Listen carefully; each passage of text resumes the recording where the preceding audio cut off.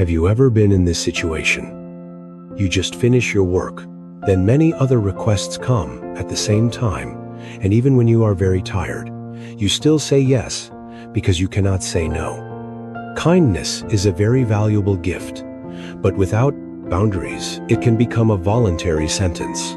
You stay up all night to finish a report for your colleague, and the next morning you do not have enough energy to take your mother to the hospital. The harm of always trying to please others is not only being used by them, but also losing your energy from inside.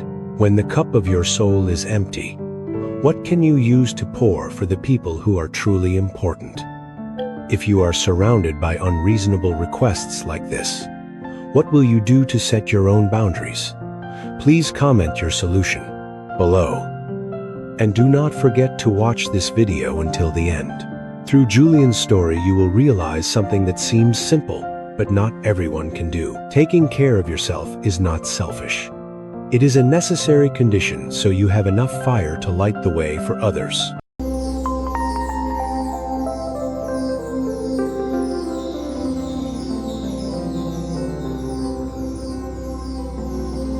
In a small and quiet neighborhood, Julian was called a real-life angel.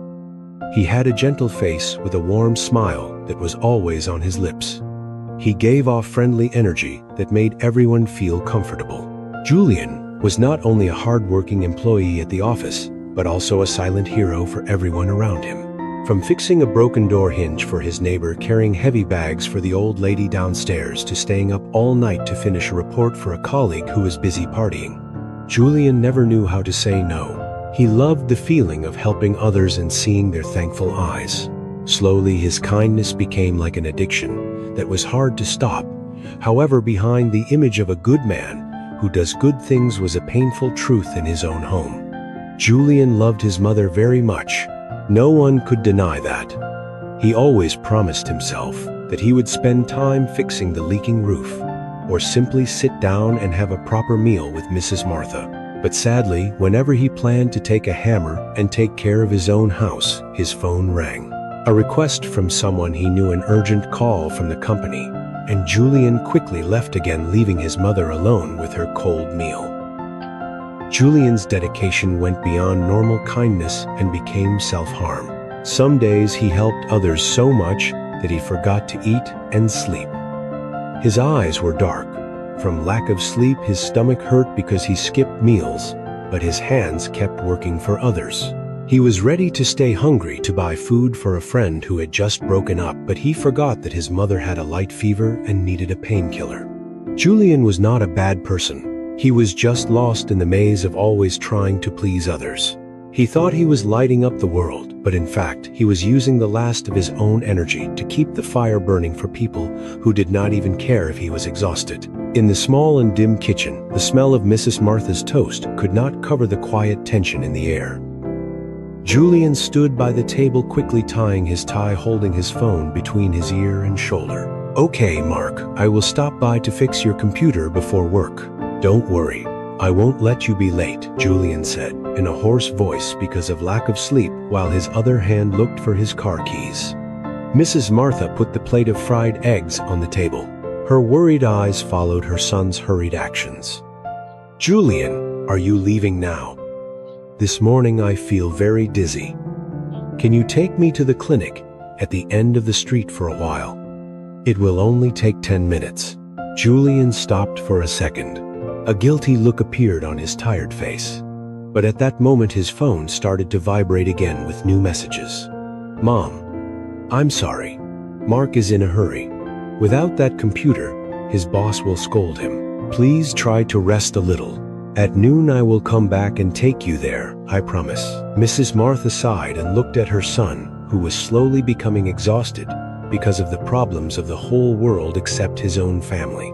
"You always have time for the neighbor's door for your colleague's report, but you never have 10 minutes for me or for yourself." Julian, kindness without priority is only a burden. It blinds you from the people who truly need you. Julian did not have time to hear everything. He quickly kissed his mother's forehead and rushed out the door, leaving behind the hot breakfast and Mrs. Martha's heavy eyes. He did not know that this was the third time that week he broke his promise to his mother to answer the requests of others. Julian's need to please others slowly became a black hole that swallowed his energy. For many months, he lived in an exhausted cycle. During the day, he solved problems for his colleagues, and at night he stayed awake to finish his own delayed work. Mrs. Martha's hot meals were slowly replaced by dry pieces of bread that he ate quickly in his car. The results began to show clearly on his body. Julian became very thin, his face turned pale, and his dry cough lasted every night, making Mrs. Martha unable to sleep. Even so, when a neighbor asked him to stay up all night to watch their child so they could go to a party, Julian still agreed, even though his head was spinning because of a fever. He ignored his mother's request to go to the doctor just to put other people's needs first. The worst moment came when Julian completely forgot his mother's birthday, the only day she hoped for a warm dinner together, because he was busy helping an old friend move to a house on the other side of the city. He came home at midnight with bleeding hands and a shaking body, and saw that his mother had fallen asleep next to a small birthday cake she made by herself. His blind kindness had made him the most careless person to the most important person in his life. The collapse came on a cold winter afternoon. Julian fell down at his desk, his chest rising with pain because of acute pneumonia after many days of exhaustion. When he slowly woke up in the hospital bed, the first thing he looked for was his phone. He hoped to see messages of care from the long list of people he had helped before. But reality hit him like cold water. The message from Mark was not a kind question. It was a complaint. "Why didn't you tell me you were sick? The design file is not finished, and now my boss is angry at me." The old neighbor was even upset because Julian could not babysit as he had promised. In the cold hospital room, none of those faraway people came to see him. There was only Mrs. Martha. With deep, worried eyes and shaking hands, she quietly changed the cold towel on his head and fed him each spoon of hot soup. Seeing his mother's thin body, Julian cried loudly. Late regret tightened his heart. He had left the person who loved him the most to chase after false importance outside. Mrs. Martha held his hand, her voice gentle but firm. "Julian, you cannot pour water from an empty cup. If you do not take care of yourself, how can you protect me? Kindness without boundaries is only self-destruction." Her words were like a light that cleared the fog in Julian's mind. He understood that if he wanted to be a flame that gives light, he must first keep his own heart from going out. Julian smiled through tears. For the first time, he realized that saying no to the world was the way to say yes to his own life and to his mother. After the storm of illness, Julian returned to life not as a saint who always said yes, but as a man who knew his own value. The lesson from Mrs. Martha about the empty cup became his new guide in life. Julian understood that true kindness is not about how many times you say yes, but about the quality of help when you truly have enough energy. For the first time in many years, Julian learned to say no. When Mark came again with a stack of papers on the weekend, Julian smiled calmly and said, "Sorry, Mark, I need to spend this time with my family and rest. You can solve it yourself or ask the support team." The guilt that once controlled him was now replaced by a feeling of freedom. He understood that boundaries are not walls that block kindness, but frames that protect kindness from turning into being used by others. Julian started to put important people first. Instead of fixing his neighbor's door, he spent Saturday morning gardening with his mother and listening to her stories without the sound of phone calls.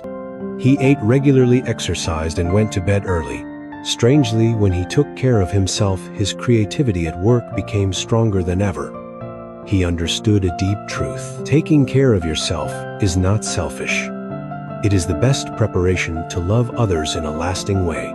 Julian was no longer a candle burning out to warm everyone else. He became like a strong lighthouse, shining only when the fire inside him was fully cared for. Julian's story has ended, but our journey is just beginning. Through ups and downs and tears of regret in the hospital, Julian realized a hard truth. The world will not stop asking until you have nothing left to give. The lesson of the empty cup is not only for Julian.